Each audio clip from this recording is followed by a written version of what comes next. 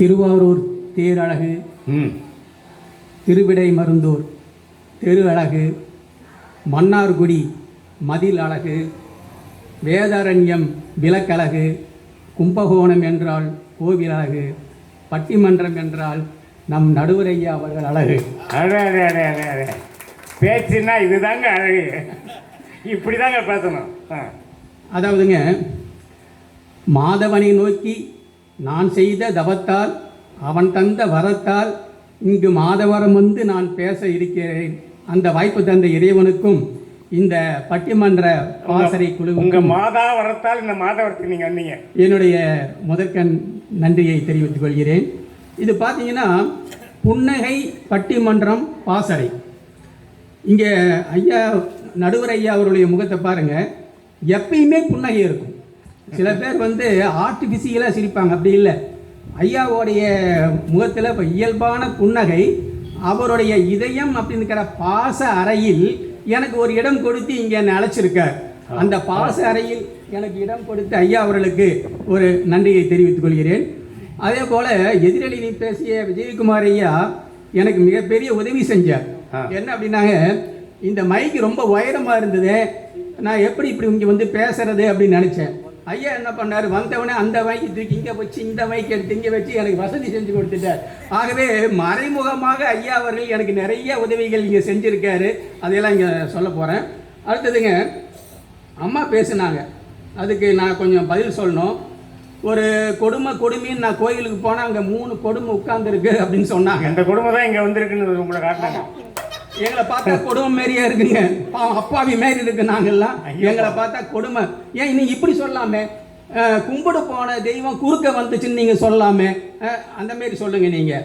அடுத்தது இன்னொன்று சொன்னாங்க, டாஸ்மாக் பற்றி சொன்னாங்க. அவன் வந்து கணவன் வந்து குடிச்சிட்டு டாஸ்மாகில் கிடக்கிறான் அப்படின்லாம் சொன்னாங்க. நான் என்ன சொல்கிறேங்க, ஒரு கணவன் குடிச்சிட்டு வந்தான், மனைவி சொல்கிறாங்க, என்ன சொல்கிறாங்க அப்படின்னா, கணவர்கிட்ட நீ குடிச்சிட்டு வந்தால் உன்னை பார்க்கவே சகிக்கலை அப்படிங்கிறாங்க. உடனே கணவன் சொல்கிறாரு, ஏய் நான் குடிக்காமல் வந்தால் உன்னைய பார்க்க எனக்கு சகிக்கலை அப்படிங்கிறாரு. அப்போ இது போல் இருக்குது. அடுத்தது இன்னொன்று சொன்னாங்க, அந்த கணவர் வந்து தற்கொலை பண்ணிக்கிட்டான்னு சொன்னாங்க. ஒரு கம்பெனி நடத்தினாங்க, அதில் தற்கொலை பண்ணிக்கிட்டாங்க. அப்புறம் அந்த மனைவி வந்து என்ன பண்ணுறாங்க அப்படின்னா, அந்த கம்பெனி நல்லா நடத்தி ரொம்ப பெரிய இதாக கொண்டு போனாங்க. நான் என்ன கேட்குறேன், உங்கள் மதிநுட்பம் இருந்ததுன்னா அந்த கம்பெனி நட்டமாகிறதுக்கு முன்னாடியே நீங்கள் தடுத்திருக்கலாமே அப்படிங்கிறது என்னுடைய கேள்வி. அந்த மதிநுட்பம் அங்கே வேணும். இல்லை, அந்த மதிநுட்பம் இல்லாததுனால தான் அந்த கணவர் தற்கொலை பண்ணிக்கிட்டார். அப்புறம் அடுத்தது என்ன சொன்னாங்க, ஆண்களை விட பெண்கள் மதிநுட்பமானவர்கள் அப்படின்னு சொன்னாங்க. நாங்கள் ஒத்துக்கிறோம், மதி இருக்குது, அறிவு இருக்குது, ஆனால் அது நுட்பமாக இருக்கா அப்படிங்கிறது தான் எங்களுடைய கேள்வி. அறிவு இருக்கு, நுட்பம் இருக்கா? அறியாமை நிறைய இருக்கு. பெண்களிடம் அறியாமை நிறைய இருக்கு. நாம் நினைச்சா அவங்கள ஈஸியாக ஏமாத்திடலாம். என்னுடைய துணைவியார் இங்கே வந்திருக்காங்க, நான் வந்து நிறைய அவங்கள பற்றி திட்ட போகிறேன், திட்டலாம் தான் வந்திருக்கேன். ஏன்னா இதுக்கெல்லாம் அப்புறமேல் போய் வீட்டில் போய் ஒரு புடவை வாங்கி கொடுத்தோம்னா அவங்க சமாதானம் ஆகிப்பாங்க. எல்லா பெண்களும் அப்படி தான். அடுத்தது இவங்க சொன்னாங்க, கணவர் சொல்கிறத காது கொடுத்து கேட்கவே மாட்டோம் அப்படின்னாங்க. தயவுசெய்து கணவன் சொல்கிறத காது கொடுத்து கேட்டால் தான் அந்த இல்லறம் மகிழ்ச்சியாகவும் வெற்றிகரமாக இருக்கும் என்பது எங்களுடைய கருத்து. அப்புறம் இவங்க எல்லாம் என்ன பேசுனாங்க அப்படின்னா, சாப்பாடே பேசுனாங்க. அவங்க சப்பாத்தி, புட்டு, ஐயா இட்லி, இதெல்லாமே மாற்றி எனக்கு பசி வந்துருச்சு. இப்போ நான் வந்து எனக்கு பேசுறதுக்கு முடியலைங்க ஐயா, நடுவர் ஐயா, எனக்கு இப்போ பசிக்குது. இப்போ சாப்பிடலாம், முடிஞ்ச சாப்பாடை பற்றி பேசுனாங்க. அதுல என்ன சொல்றாங்கன்னா,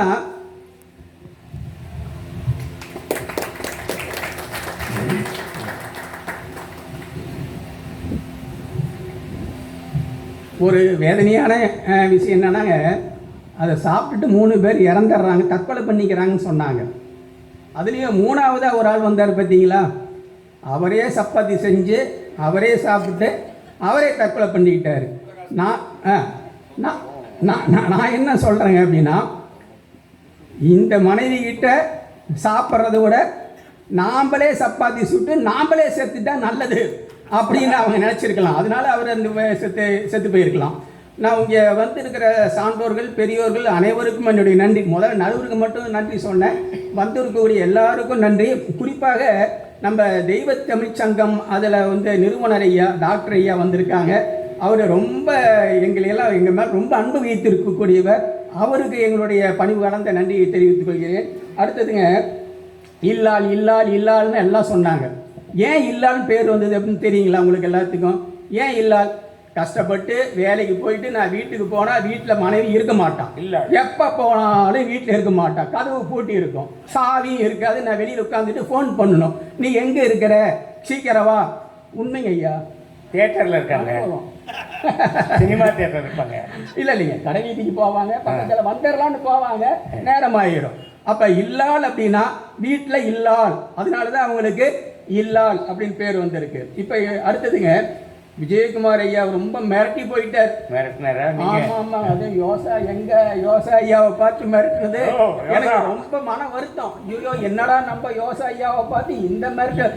எங்க யோசா ஐயா எவ்வளவு பெரிய சிக்கனம் பற்றி எவ்வளவு ஒரு பெரிய கருத்தை சொன்னார், அதுக்கெல்லாம் நீங்களாம் கை தட்டினீங்க. அதை வந்து கிண்டல் பண்ணி இது என்ன பெரிய இது, எங்கள் பாட்டி வந்து சேர்த்தி வச்சாங்களே அப்படின்னாங்க. நாங்கள் இந்த பாட்டி சேர்த்தி வச்சதெல்லாம் நாங்கள் அப்படியே அவங்களுக்கு தெரியாமல் முந்தானையில் வச்சுருக்கிறதெல்லாம் கட்டி கொண்டு போயிடுவோம். அவங்க எங்கே சேர்த்த முடியுங்க, எங்கள் பாட்டி வச்சுருக்கிறதெல்லாம் அதெல்லாம் முடியாதுங்க.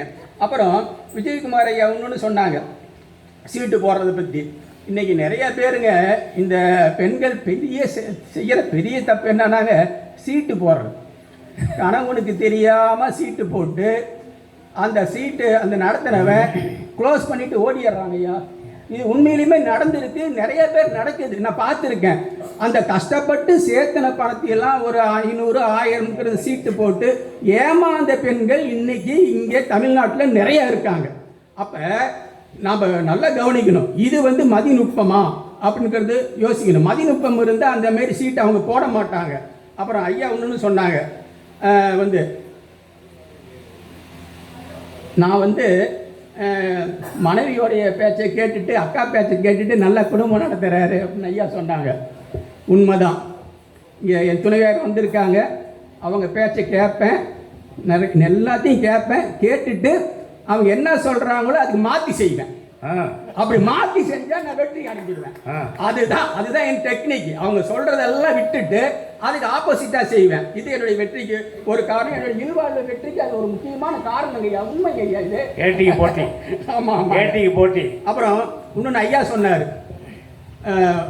உங்களுக்கெல்லாம் உங்கள் பையன் என்ன படிக்கிறான், உங்கள் பொண்ணு என்ன படிக்குது தெரியுமா அப்படின்னு கேட்டீங்களேங்க ஐயா. உண்மைதான், தெரியும். பையன் என்ன படிக்கிறான், பிள்ளை என்ன படிக்கிறான்னு தெரியாது.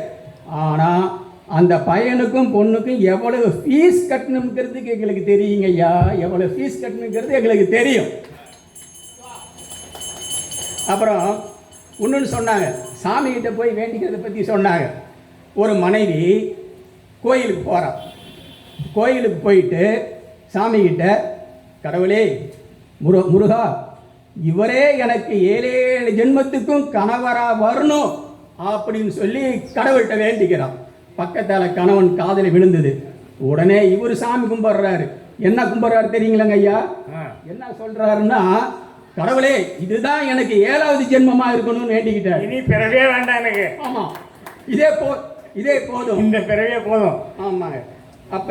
அப்புறம் இன்னொன்று சொன்னாங்க, தாரை பற்றி சொன்னாங்க ஐயா. தாரை வந்து இவ்வளோ கஷ்டப்பட்டாங்க. நான் என்ன சொல்கிறேங்க, ராமருக்கு சீதை கொடுத்த கஷ்டத்தை விடவா, ராமர் காட்டுக்கு போகிறார். அப்போ சீதை நானும் கூட வரேன் அப்படின்னு சொல்கிறாங்க. ஏன்னா ராமர் என்ன பிக்னிக்காக போகிறாரு, இல்லை டூரிஸ்ட் போகிறாருங்களா? நானும் வரேன் அப்படிங்கிறாங்க. அப்போ ராமர் என்ன சொல்கிறாரு அப்படின்னா, தயவு செய்து நீ வராத, எனக்கு எல்லையில்லாத இடர் கொடுக்க போகிற நீ வர வேண்டாம் அப்படின்னு ராமர் சொல்கிறார். ஆனால் அந்த அம்மா கேட்டாங்களா? கேட்கல. நீ குடும்பம் பெருங்காடு. அது பிடிவாதம் ஐயா. பிடிவாதம் அடம். அந்த பிடிவாதம் அடம் இதை வச்சுட்டு காட்டுக்கு வந்து ராமரை எப்படி புலம்ப வச்சாங்க தெரியுங்களாங்க? நீங்கள் கம்பராமாயணம் படித்து பாருங்கள்.